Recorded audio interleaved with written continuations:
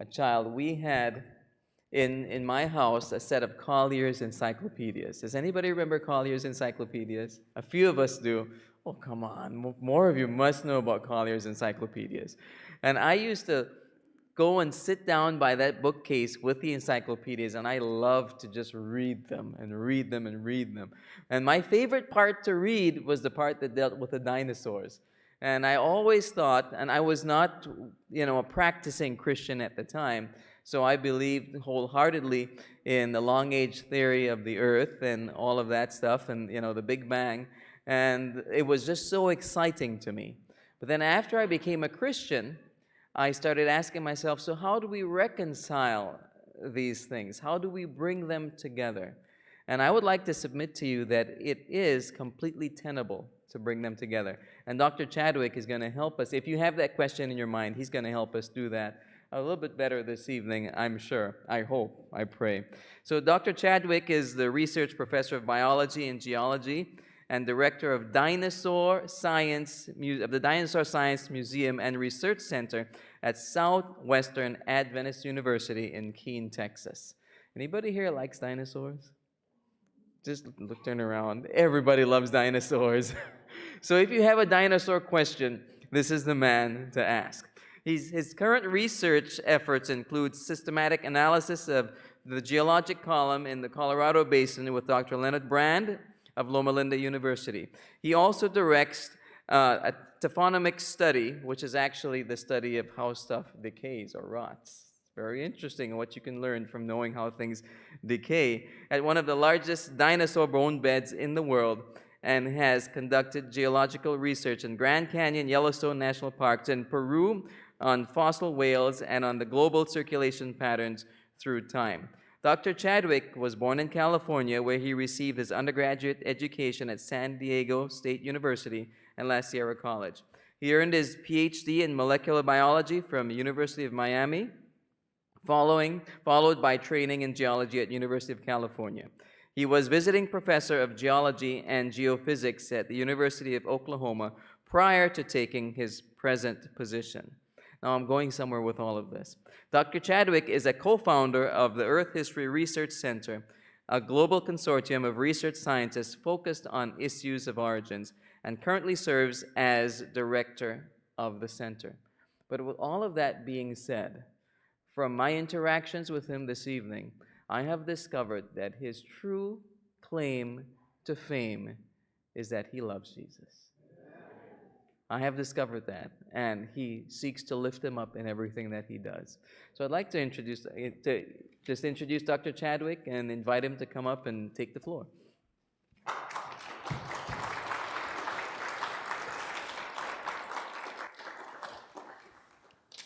Thank you. It's a real pleasure to be here in Alabama. It's a neat place, one of the places I always love to travel to and through. And I want to kind of lay things out because some of you want to hear about dinosaurs, and I'm not going to talk about dinosaurs tonight. I'm going to lay some groundwork for our discussions about origins, but dinosaurs are coming tomorrow. So tonight what I'm going to do is present you with some compelling evidence that evolution, the idea that organisms could arise and develop without a creator, which on the very surface of it seems ridiculous, doesn't it? But we're going to explore that a little bit, and then we're going to show that evolution is not a good candidate at all for explaining the complexity that we encounter when we look at things at any level of organization. And we'll start with the cell. We'll talk about the cell. My PhD is in molecular biology, and I am effectively qualified to talk about that and about fossils as well, because I am a geologist and paleontologist. I am no longer a molecular biologist, although I keep up with the science. But I am a geologist and paleontologist.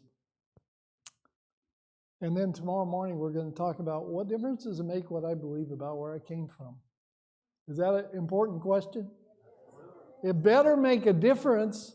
If I'm going to stake my life on it, I better know why and that it does make a difference. So we're going to talk about that, and we'll go through some verses in the Bible, and we're going to learn some things together about what the Bible says about that. And then tomorrow afternoon at 1:30, that's not very far afternoon, but it's after lunch. That's a good thing to remember. After lunch, we're going to talk about dinosaurs. And I have brought with me enough pieces of dinosaur bone and shark's teeth to share with every young person who would like to have one. So you'll get to see that tomorrow. I also brought some bones and some casts of real dinosaur bones, and we'll take a look at those at some point in the program, but we're going to talk about dinosaurs tomorrow afternoon. Is that okay? All right. All right, so let's begin tonight by talking about this whole issue. How do I know that, what does the evidence say about where we came from, how we were designed? You don't have to be an engineer, you don't have to be a molecular biologist, and you don't have to even understand all the arguments I'm going to use and the explanations of molecular biology, because you're not molecular biologists, most of you. So if it goes over your head, consider that to be part of the story. So what I'm going to do is I'm going to present 4 different scenarios. We're going to go at 4 different levels. We'll take something really simple that everybody can understand, and then we're going to take something more complex, and then something more complex, and then something so complex that you'll conclude, like I do, that there had to be a designer beyond the capabilities of any human to even understand. So that's what we're going to do. We're going to start with a very simple argument. This is a trilobite, as is this. Oops, pushed the wrong button. There we go, as is this. This is a trilobite. Trilobites, I'm using those as an illustration because that's one of the first fossils you find in the fossil record. As you go out and look at the rocks, you go down to the bottom of Grand Canyon, you start down there looking in the rocks for fossils. You won't find any, and then finally you get up to a place where you find them, and there are trilobites there. What are trilobites? Trilobites are called trilobites because their body has 3 lobes to it. Trilobite, that's a simple explanation. They are arthropods. Arthropods are the insect alliance. It includes crustaceans, it includes pill bugs, it includes insects. They are organisms that have a hard exoskeleton, most of the time of chitin. So it's a like fingernail-like material that is on the outside of these organisms, and that's what holds them together and makes them have integrity for their body. So they're coated with this material on the outside, the exoskeleton. And so these little bugs, and I love trilobites. I collect them, and my wife hates them because she thinks they look like cockroaches, and she can't stand to have them around the house, so I keep them all at work. But in any case, they are very complex organisms. They have a compound eye, just like modern insects. You can see it there. On this side, you can see the little individual facets. They are cephalized. They have a head, a clearly oriented body with a tail back here. And these merites that are the individual, or tergites they're called, that are the individual segments of the body. And if you were to look underneath, you would see they have individual swimmerets on each of those tergites, and those are also their gills where they breathe, and they have antennae that come out the front of their heads. They have everything that modern insects have. They are fully as complex as anything we have today. So now, here's another one. This is actually the first one that was ever, this is the one you find first in the fossil record. And it's interesting because its name tells you that. Its name is paradoxides. Because there's nothing, and then there's paradoxides. So you can see why that would be a paradox. But here's the diagram we need to understand. This is the geologic column. These are the rock layers that you might see in Grand Canyon, for example. This dotted line here, this dotted line shows where the fossils of metazoan animals, that's multicellular animals, first appear in the fossil record. Down here, nothing. Up here, all these different groups are present. All of them. Virtually every phylum of animal is represented in the lowest Cambrian, lower part of the Cambrian, at least with few exceptions. So this is the story we actually see. We see all these things. We see them all through the rock record, all down here, and then we get to that thin dotted line, and suddenly there are no more below it. What does that mean? And in terms of evolution, the evolutionists will tell us that all these organisms were evolving down here, and all the evolution was taking place, and then suddenly, boom, they all appeared on the fossil record all at once. So we can test that hypothesis by looking at modern molecular biology. We look at a human being, and we look at a fruit fly. Any complex function at the molecular level that occurs in a human being and also in a fruit fly, right? Anything that we do the same way at the molecular level as a fruit fly, according to evolution, should have been in the common ancestor between humans and fruit flies, right? If evolution's the explanation, we wouldn't expect anything to arise more than once. It's impossible for me to conceive of it happening once, but for the same thing to happen twice and come up with the same mechanism is beyond credibility.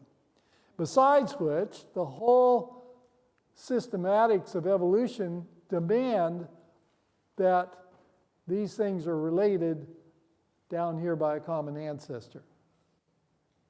Any other conclusion would falsify all of modern molecular systematics. Okay, so you have to have some feature that's present here and here or here and here today. These are extinct, by the way. Forgot to mention that. These are extinct. We don't have living trilobites around as far as we know today. But these are not extinct yet. And these are certainly not extinct. So we can look at the molecular biology of this, and we can look at the molecular biology of that, and we can look back here and we see, oh, if this does it that way, and this does it that way, then this had to do it that way. And if this did it that way, then the trilobite, the first organism we find in the fossil record, did it that way. And all that complexity is already there. Does that make sense?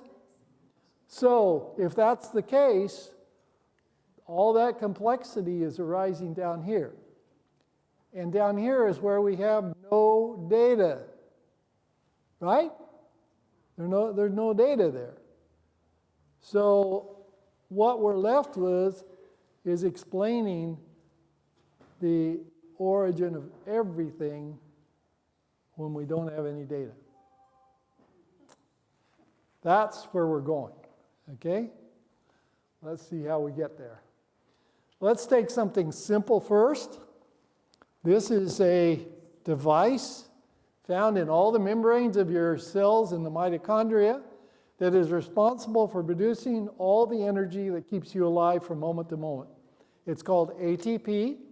ATP stands for adenosine triphosphate. It is a biological molecule that the energy of the cell is stored in temporarily. And ATP breaks down and it releases that energy. That's how your muscles move. That's how your eyes see. That's how your brain thinks. That's how you make things in your body, by the breakdown of ATP in a very regulated way. So something that makes ATP is going to be very important, right? Well, let's just see what's involved in making ATP. This is called the ATP synthase simple. Is that what it says? No, already we got a problem, don't we? It's an ATP synthase complex. It consists of a series of about 13 to 16 proteins that form into a circle like this. In the middle of that circle is a shaft up here. And up here at the top, we have a series of proteins, 6 proteins, three each of 2 different kinds. And then over here, we have something that keeps this from turning so that this shaft can turn in the middle there without turning these. This is called a stator and an electric motor. How many of you know about electric motors and alternators? Yeah, everybody used to know that. When I was a kid, we tore them apart all the time. But nowadays, young people don't even know what they are or that they're in the car. They turn the key and it goes. But back in the old days, we had to fix these things because they broke all the time. You know, that's interesting. Nothing breaks today. You know why? Yeah, you throw it away. But they really have gotten a lot better. Engines last 500,000 miles if we take good care of them today. 50,000 was what we expected to get when I was a kid. So things have gotten better in that respect. Anyway, this is a stator, just like on an electric motor. This is a commutator. The commutator is what wipes the charge off the brushes. This is the brush right here. And this thing actually rotates just like an electric motor. Let's watch it. Here is an amazing experiment. You know how small this is? I can't tell you how small it is. It's really, really small. But this is a representation of it. What we've done here is take the top part right here, pulled it out, and then stuck it to a glass slide right here. There's a trick for doing that. It's very clever. And then they attached the longest protein in the body, a molecule of actin, the muscle protein. They attached that to the end of the shaft, and then they coated that with a fluorescent dye so that they could see it. Let's watch. There it is, going around and around and around just like an electric motor. So that actually turns. It actually turns. And now I'm going to show you a model for ATP synthase. This is not the real thing, of course. It's a model of how it works. Outside the membrane, charge. So you're going to see a bunch of plus charges. Those hydrogen ions, by the way, when it comes right down to it, are what run our bodies. That's what does it. It's a difference in charge across the membrane. So you have hydrogen ions outside. They want to get back inside because there's none here. Have you ever noticed that? That things go from a higher concentration to a lower concentration? Have you noticed that? If you put a drop of dye in water and leave it for a while, what's going to happen? It's going to move out and diffuse out into the water until it's uniform eventually. Same thing if I were to spray some perfume up here. The people in the front rows would smell it and then gradually go back to the back of the room. That's called diffusion. Diffusion is what keeps us alive. It's an amazing principle. So you put a bunch of hydrogen ions out here and then you say you can't go through that membrane. The only way you can get in is to jump on this merry-go-round, run around to the other side, and then jump off on the inside. That's the only way they can get from outside to inside. So they have to get on this over here, run around here, and then get off over here. So they're going to go this way because there are more of them outside than inside. So let's watch this now. Here's the model. See the hydrogen ions? They get on this side, they get off this side. In the process, they turn the commutator, and when they turn the commutator, it turns the shaft, and the shaft rotates up here in the engine and makes ATP. You see that? It actually jams that extra phosphate on there, and so that energy from those little hydrogen ions trying to get back inside is pushed onto that molecule to make ATP. Now, you think that's not important? ATP is what keeps you alive from moment to moment. If you do something, it's not this way anymore, but it used to be in California, they gassed people when they killed them. They put them in a gas chamber. They released some hydrogen cyanide gas in there. The people breathe the hydrogen cyanide gas, and they die. Why? Because the hydrogen cyanide disrupts the formation of ATP. That's how fast this works.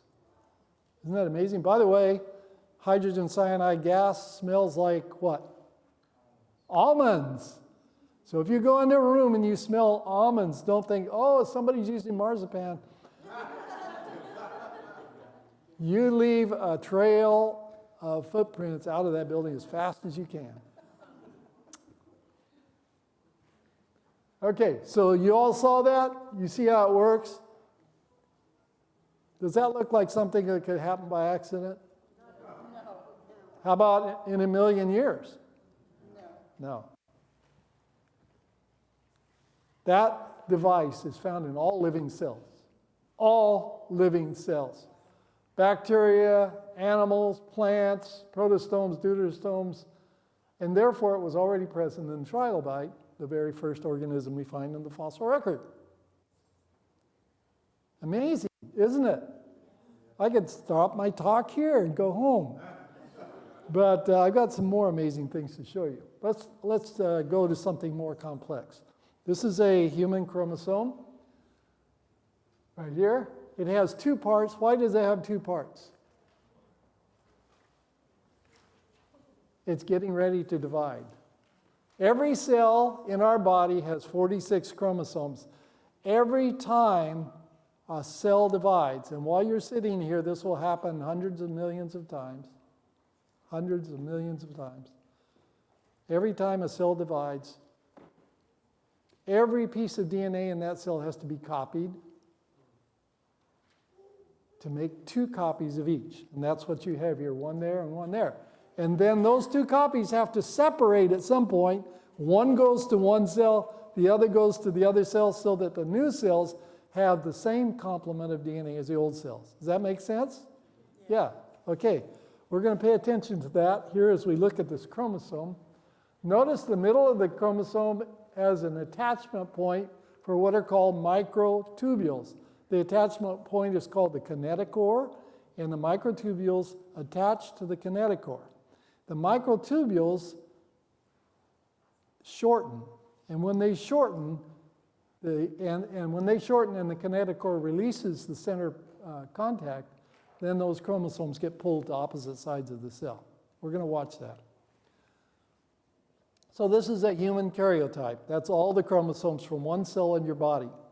Notice this cell is getting ready to divide. Can you tell me that? Can you see why? Why is it getting ready to divide? Every single chromosome is double. Every single chromosome is double. So this is chromosome number 1. There are 2 of them. One you got from your mother, one you got from your dad. That makes you. Anybody here that does not think they are truly unique needs to think about that. You are a unique individual made partly from your mommy and partly from your daddy. And right now, this cell is getting ready to divide and make 2 cells, so it's doubled all that DNA. Here is the same chromosome, just one of those sets of chromosome, one set here that's been treated with a little detergent. And the detergent causes the DNA to come off the backbone of the chromosome. And this cloud you see around here, this cloud right here, that is one DNA molecule. Actually 2, since there are 2 chromosomes.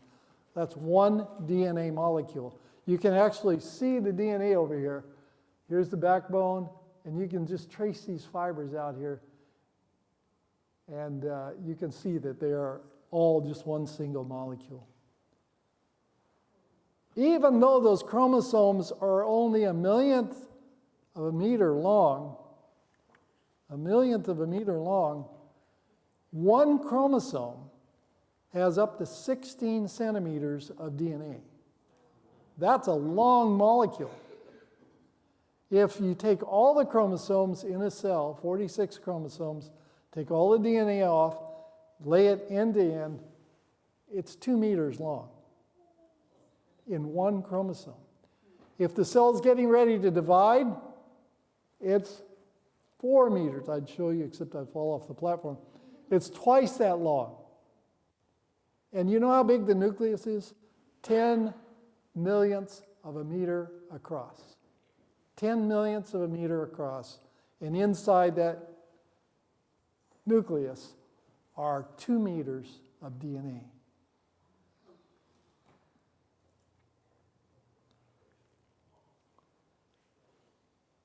If the Earth were the nucleus of the cell, there's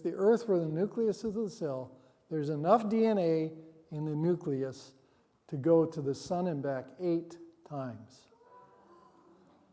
It's like having 2,000 kilometers, that's about 1.5 times that. That's about 1,500 miles. 2,000 kilometers of kite string in a shoebox. Now, the problem isn't whether it would fit in there or not. The problem is, how could you ever find anything in that shoebox if there were 2,000 kilometers of kite string in there? Well, let's take a look at how that works. First of all, we have to copy the DNA. We have to make 2 copies where we had 1 before. You can shut the sound off if you would. This is called the DNA-dependent DNA polymerase. It copies a copy of DNA off of the original. Now notice the DNA coming in is 2 strands. There are 2 strands here. One is going off this way and getting copied over here. The other one is going over here and being copied. The problem is those 2 strands are going in opposite directions. This one you can copy straight away, and that's what's happening right here. But this one has to be copied backwards because it's going the opposite direction. And you can only copy it one way. So to make those 2 copies of DNA requires an amazing device, the DNA-dependent DNA polymerase, made up of 30 or more proteins, each a very specific kind of protein, in order to get together and make this complex that causes DNA to be copied. What do you suppose that first struggling cell did while it was waiting for the DNA-dependent DNA polymerase to evolve? How can you explain the copying of the DNA without the DNA-dependent DNA polymerase? You can't. All right?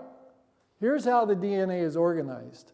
Once it's copied, you have that fresh strand of DNA, it's wrapped around a set of proteins called histones. Histone proteins are present in all living organisms, all eukaryotic organisms, and they are almost the same. A carrot histone and a human histone differ by only a couple of amino acids. So they're almost the same across the whole spectrum of organisms.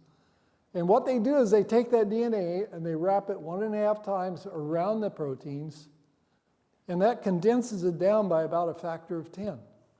So instead of having to accommodate 2 meters of DNA in a nucleus that's 10 millionths of a meter across, now we only have to accommodate 200 centimeters of DNA, and so on. All right, now let's watch how this works. Here's the DNA strand. It's just been copied. You just saw it copied in that last video. This is the DNA strand. And down comes the histone protein and grabs a hold of that DNA and wraps it around itself. In come the other. There are 8 histones that go together to make that complex. And they wrap the DNA there, and then they condense down in a set of 6 called a solenoid. And there you can see the solenoids forming. And that's another tenfold decrease in size. Then the solenoids coil up, and that's another decrease in size by a factor of 10.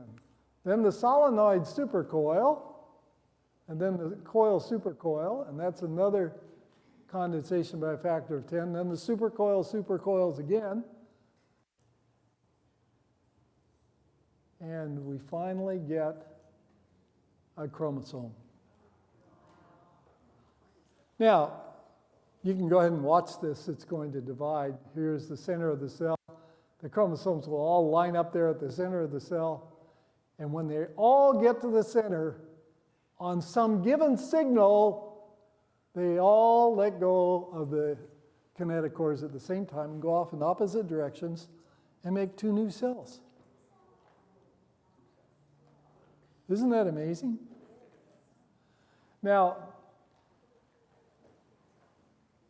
the DNA condenses down into those chromosomes, and they've been looking for a long time, and nobody has yet found a little man in there that's coiling that up. So the conclusion that you have to draw is that this is all happening by design. By design. It's not an accident. It's all part of a coordinated system that's developed to take care of that massive amount of DNA that it takes to make another you. Okay, let's now talk about that kinetochore. That little patch in the middle of the chromosome that allows it to be attached to by those microtubules that ultimately will pull the two apart and take them to opposite sides. They don't just float around like magic and wander off this way or that way, because if you get a new cell and it doesn't have one of each kind of chromosome, it's going to die.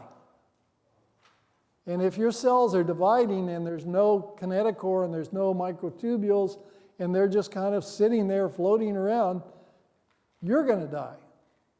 And a lot of times these kinds of changes can cause cancer. And so it's not a good thing when this doesn't go right. But let's watch it. Here's another video of the DNA there. And this is inside the nucleus. And what we're going to do is we're going to watch this chromosome. You'll see a set of histones come in and coil around it. Here you see it here. Those are the histones. And then it's all condensing down into a chromosome. And now we're going to zoom out. This is inside the nucleus. We're going to zoom out. We're going to go through the nuclear skeleton, and then we're going to go through a nuclear pore, and we'll be outside the nucleus.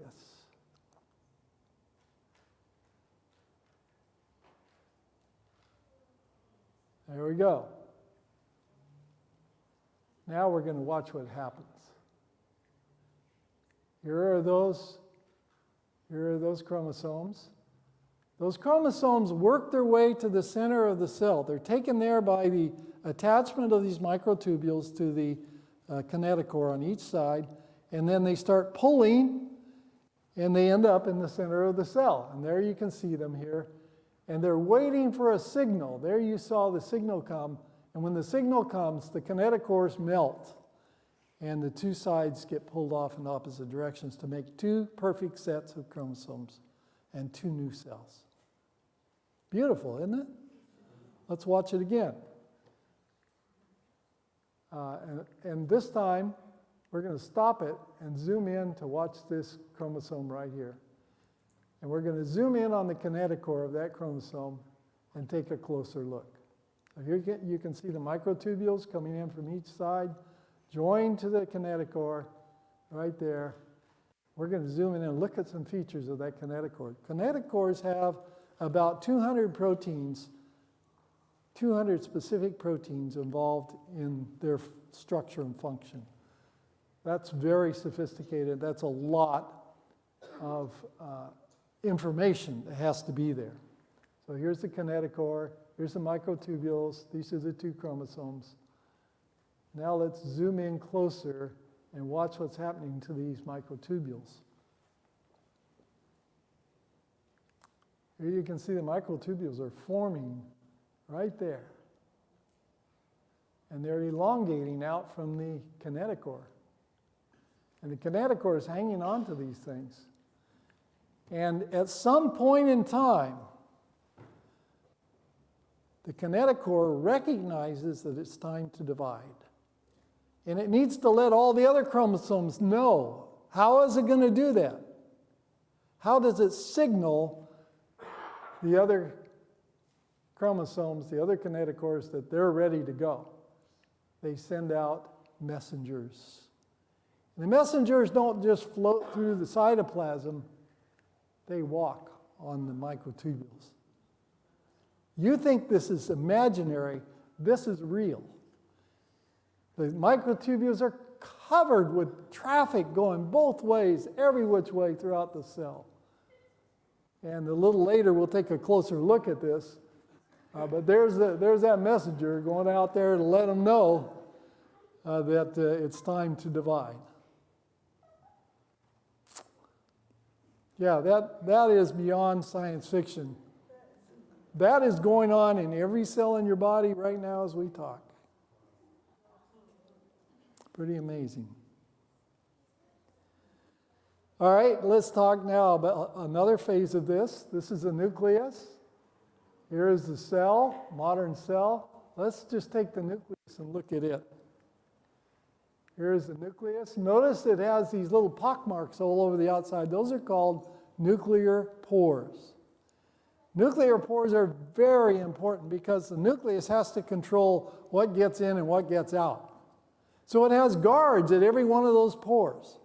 And those guards watch every molecule to see that it's supposed to be going in or out. And they won't let anything go in or out that's not supposed to be there. But what happens when a cell divides to the nuclear membrane? You have all these chromosomes in there. You have to get them into two new piles. The nuclear membrane has to go away for that to happen. It has to go away. So that whole membrane dissolves. That means that after the new nucleus is constituted, you've got to get all those pores back again. But how can you do that? Pores are very complex. 456 proteins of 30 different types involved in a nuclear pore. And it all has to come together by itself because, as I said, we haven't found any little men down there yet. We have not found the little men that are doing this. So this has to be designed to not only carry out the functions that those proteins carry out, it has to be designed so that they can go together by themselves without any help. And every time those cells are dividing in your body right now, after the new nucleus is constituted, the new nuclear membrane forms, and the new nuclear pores come back together in that membrane.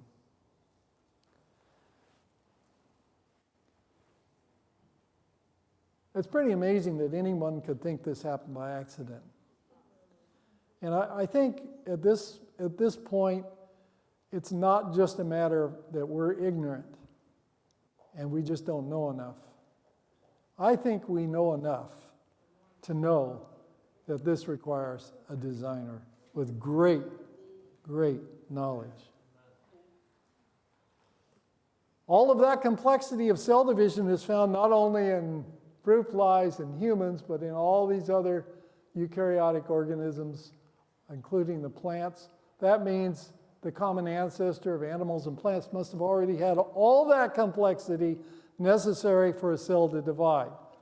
And if it was present down here, then it certainly must have been present in the trilobite, the first organism we find in the fossil record. So add that to the list of things we've got to figure out how to get. All right, let's go to something a little more complex. Is that all right? More complex. This is a efferent neuron, and here is a synapse, and this is a postsynaptic cell. This is what happens in your nervous system. When you touch your finger to a hot stove, what happens? The muscle responds. In order for the muscle to respond and pull your hand back, there has to be a contact between the muscle and the nerve. And what happens at these synapses is the synaptic membrane here releases a substance, often acetylcholine, but there are some other ones as well. It releases a substance which diffuses across this gap. Now, the gap can't be very big because the diffusion has to happen really fast. And when it gets to the other side, it triggers a response here.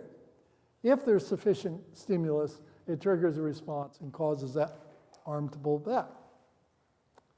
That's what we're going to talk about, the nervous system. How does an impulse travel on the nerve? This protein is largely responsible. It's called the voltage-gated sodium channel protein. Can you tell from the name that this must be fairly complex? Yeah, you can, because it's a long name.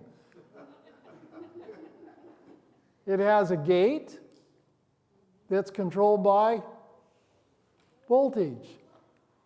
And when it is open, sodium can go through a channel in the protein to get inside the nerve cell. So this is the nerve membrane, this is the protein, and that protein has to be synthesized in the membrane. It can't be stuffed in there after it's made. It actually has to be made right in that membrane, and it's called a 24-pass protein because it goes through that membrane 24 times. We think it probably looks something like this. This is a channel here. You can see the gate's open. Here the gate is closed. The gate opens when there's plus charge on the inside. So as soon as this plus charge gets loose, it comes in from outside, it diffuses over here to the next one, what's going to happen? It's going to open.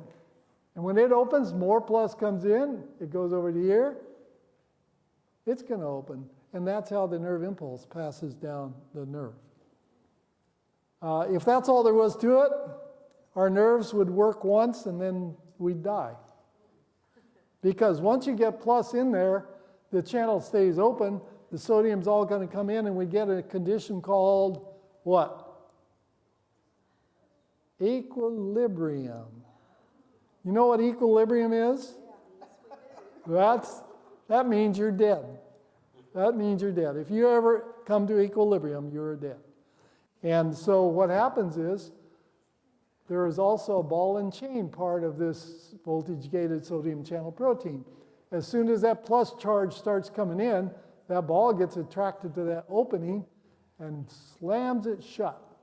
Then the sodium-potassium pump pumps the sodium back out and reestablishes the charge. The ball and chain falls off, the gate's closed, it's ready for the next impulse, and we get to see another day.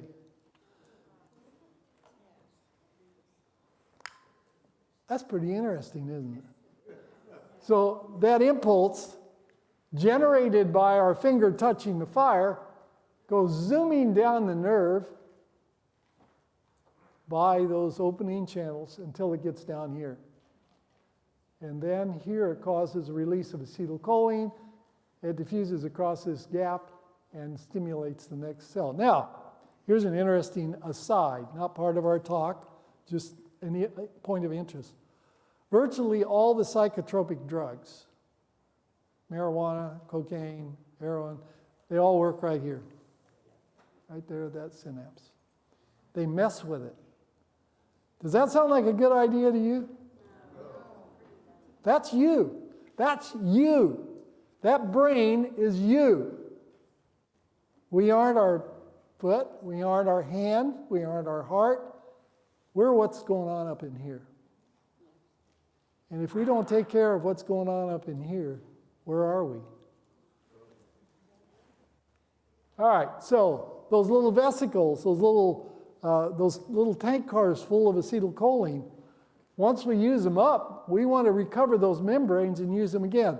So we have a special material in the cytoplasm called clathrin. Clathrin gathers that membrane up, takes it back up, and gets refilled in the cytoplasm. And then eventually it comes back here to the membrane, ready to release it again. Now, maybe you thought that this all just happenstance. Maybe you just thought these vesicles diffuse through the cytoplasm willy-nilly until they accidentally get back. No. Remember our old friend, The microtubule. The microtubules are the highways of the cell. Here you can see two vesicles, one there, one there. Here they're closer together. You see how they move toward each other? Closer yet. Here they're exchanging greetings. How's the weather up your end of the cell? And then they pass each other going off in opposite directions. This one's going that way, this one's going that way. Here you can see an electron micrograph of those two vesicles. This is how the most sophisticated molecular biology textbook on the market depicts those vesicles. These proteins are holding them and walking on the microtubule.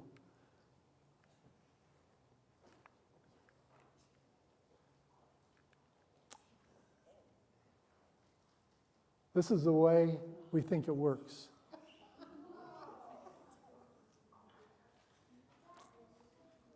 And here's a space-filling model of the same thing. Let's see if I can get it to work. Notice it uses ATP. Where do we get that ATP?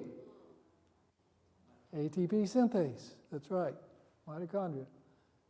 And that's how it walks along carrying that vesicle. This next video is from Howard Hughes Medical Institute, made this for Harvard University to show their students, their biology students, how this works.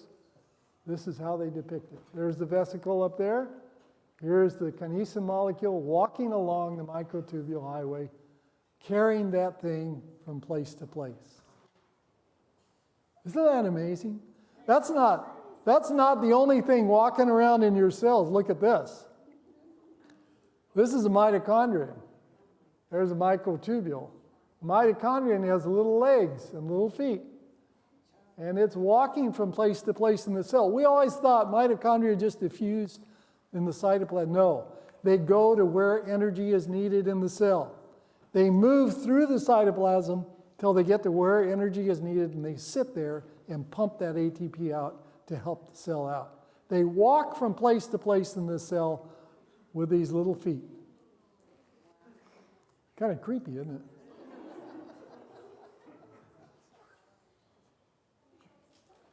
It looks like everything in the cell is organized and designed. This is the membrane of the synapse here, synaptic membrane. Here's the vesicle filled with acetylcholine. Here is the microtubule. Here is the kinesin molecule walking along the microtubule. We come down here to the end, and you're not going to believe this, but the cell has a UPS system in there, and it's got a shipping label right there. And that UPS guy scans that shipping label, and if that is not in the right place in the cell, it gets turned around and sent back to where it belongs. There is a UPS system. There is a traffic system. There are highways. There are vehicles traveling from place to place inside every cell in your body. And all these other molecules are part of what's involved in docking this vesicle here. So once it gets okayed, it's supposed to be there, then these docking proteins link up and hold it there until it gets released. Now, once it's released, that it fuses with the end membrane of the cell. It's going to join with this membrane right here and disappear. And we would lose all these specialized proteins in this membrane. We don't want to do that. So the cell has a special protein called clathrin. Clathrin is a protein that forms a cage around the outside of that vesicle. It forms a cage and it recoups that membrane and takes it back so it can be used again. Isn't that amazing? Is that beautiful? And here you can see that depicted in this next video. This is looking from the inside of the cell at the membrane from the inside. Here is the clathrin molecules recapturing the membrane, bringing it back inside.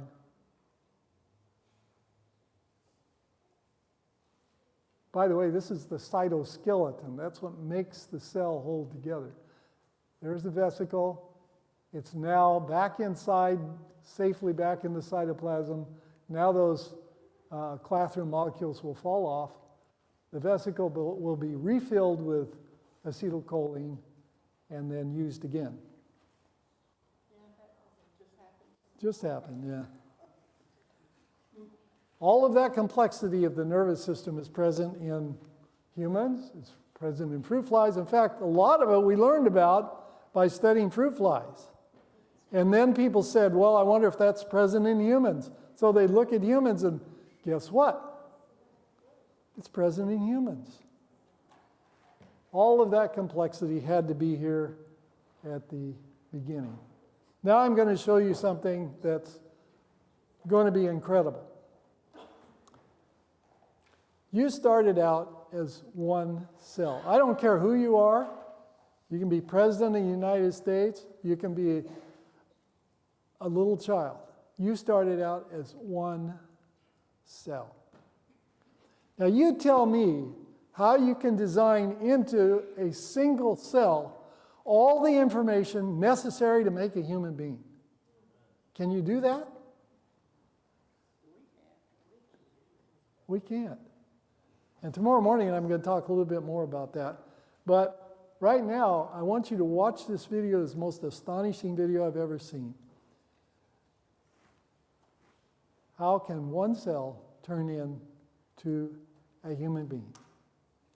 We're not going to look at a human being. We're going to look at a newt, which is a salamander. This is a single salamander egg. This is the nucleus of the egg. One cell. It's a big cell. It's about that big. One cell. This is the nucleus. This is the cytoplasm around the outside. And you're going to watch, I want you to watch for some things. First off, you're going to see this cell divide once and then twice and make 4 cells, 2 divisions. They will be symmetric. They're probably all interchangeable. The 3rd division cuts through the middle, but it's not the middle of the nucleus. It's toward one end. And that determines which end's going to be the head and which end's going to be the tail. Come on, people. Watch it. There's the 1st division, 2nd division,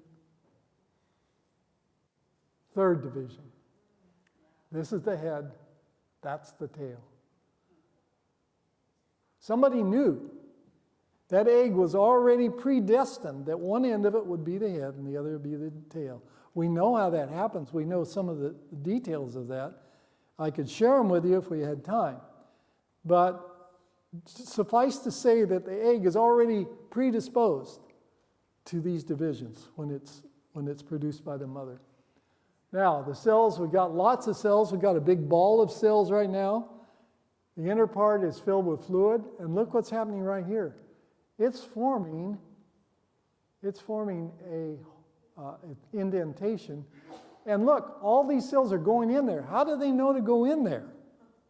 Why are they going in there? Where are they going? This is going to make the gut.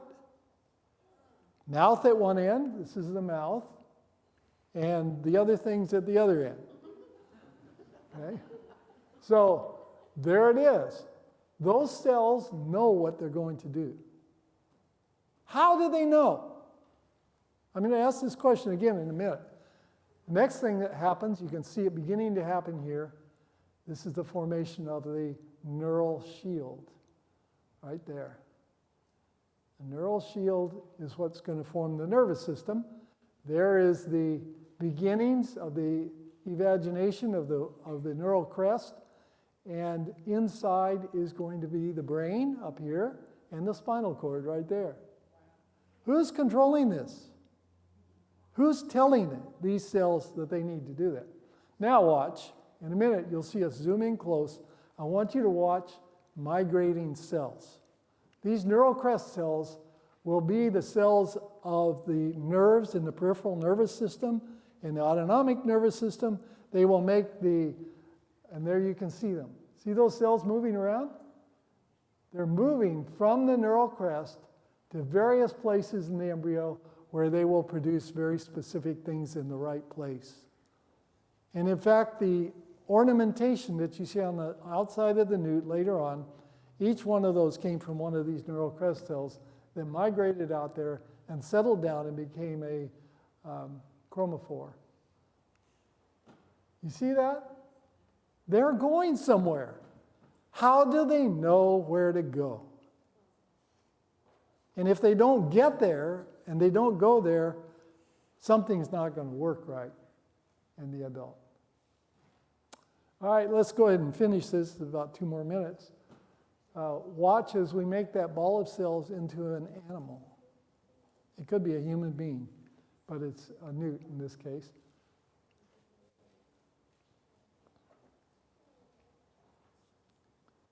Here you can see it's beginning to form gills. There's the eye forming. These are the limb buds there. There's the arm, leg, tail. And see the little dark spots there, the chromophores? Melanocytes. The melanocytes are beginning to show up. Each one of those was one of those neural crest cells in the embryo. The heart's beginning to beat now. Blood is circulating.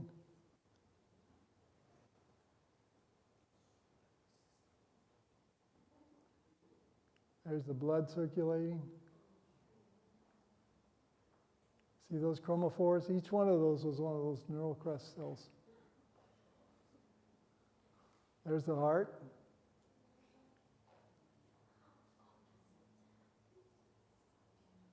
Gills.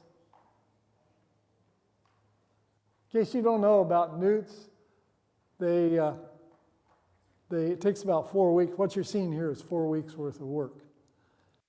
And then over the next 6 months, they will develop into an animal that can go out on the land. But they swim around for a while and feed and so on. There's the eye, blood circulating in the eye. He can't get out of that. That thing's way too strong for him to get out of. That means he dies. If he doesn't get out, he dies. So guess what? At just exactly the right time and not before, his head will produce some enzymes. And those enzymes will digest their way through that wall. You can see it thinning there already. And when he comes out without any effort.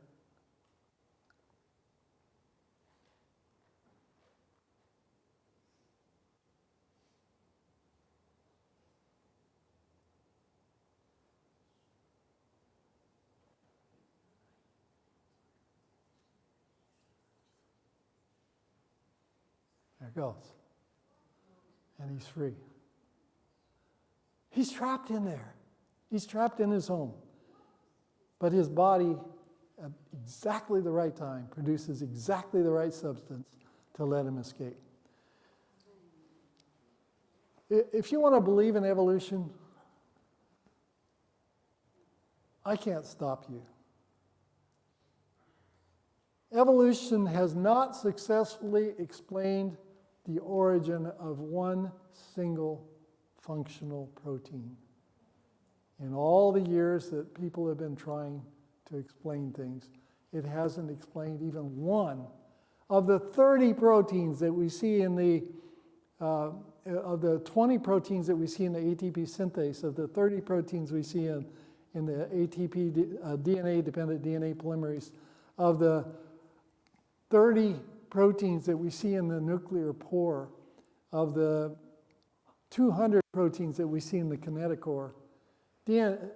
Evolution has not explained the origin of one functional protein in all the time evolution has been working on it. To me, it makes absolutely no sense. I've given this talk at many secular universities all over the world. One time I gave it at University of Montana, and in the audience I had a man that told me he was an atheist. He was sitting right over here, and he was head of the chemistry department. He was a speaker for Sigma Xi. He went around talking to people about how life could evolve from non-living material. So origin of life kinds of talks. And when I was done, my last statement was, if you believe in evolution,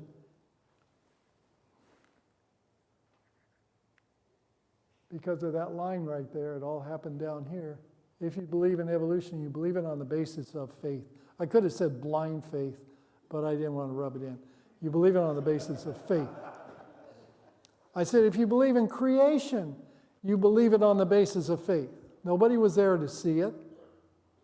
But at least the creationists have an explanation for the complexity that you just saw. And evolutionists don't. And you can take that to any audience. Because when I was done, he stood on his feet. He was the first person on his feet. And he said, I had no idea what he would say. He said, that was a good talk. I was happy to hear that. I thought it was pretty good. He said, that was a good talk. And he said, and I agree with you. And then he sat down. And I've given this talk, as I said, I've given it in Europe and many universities in the United States. And nobody's ever said, well, that's stupid. They just don't say anything because there's nothing really to say. So I believe that we have a good foundation in believing that God made this, that God is so much more intelligent than we, that he could think of these kinds of things inside himself. Not only think of them, he can make them happen. And all we can do is sit there with our mouths open and be in amazement as we see these things come forth. And why can anybody believe in evolution? Well, there are two reasons I can think of. One is the old fable about the frog in the water. When Darwin first conceived of the idea of evolving from non-living material, the cell was just a bag of fluid. He should have known better, but that was the view people had of the cell back then. If he knew what we know today, surely Charles Darwin would not have made that mistake. So that's number one. Number two is, if you accept the idea that there's a creator God, you got some other things to accept too. Right? You have to deal with that God. You have to take into account in your daily activities, in your choices. And some people don't want to do that. Aldous Huxley perhaps said it best in Ends and Means. He said, well, most people choose to have a meaningless world because it suits their books that the world should have no meaning. We chose to have a meaningless world because having a meaningful world interfered with our sexual freedom. That was it. You can have a meaningful world. If you look at the data, it suggests there's a God. It doesn't suggest it, it demands it. Or you can choose, if you so choose, you can believe that the world has no meaning. And in doing so, you're pulling a cloak over your head and going into darkness. Thank you.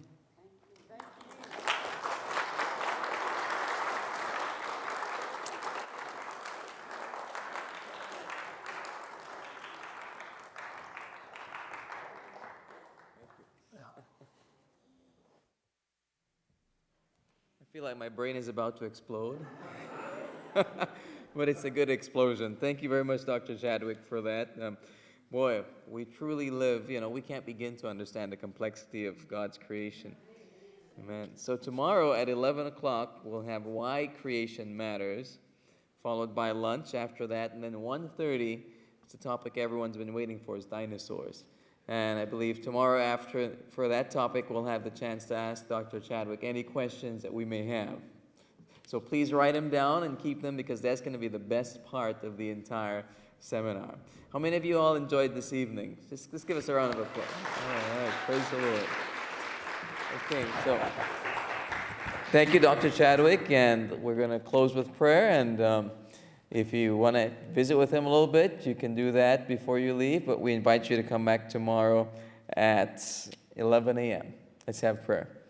Heavenly Father, we want to thank you so much for being with us and for enlightening our minds, Lord, and helping us to see the complexity of your creation I pray, Lord, that you will please splice it with faith and help us to realize, Lord, that there's no way it could happen by chance. It was created, it came from your hand, it's your handiwork. We pray, Lord, that the things that we're learning, that you will also help us to be able to share this faith that we have with others too, so that they can embrace the truth that there is a Creator God who is responsible for heaven and earth and everything that is within it. So thank you, dear Lord. Thanks for bringing us here safely, and now take us back home safely. In Jesus' name, amen.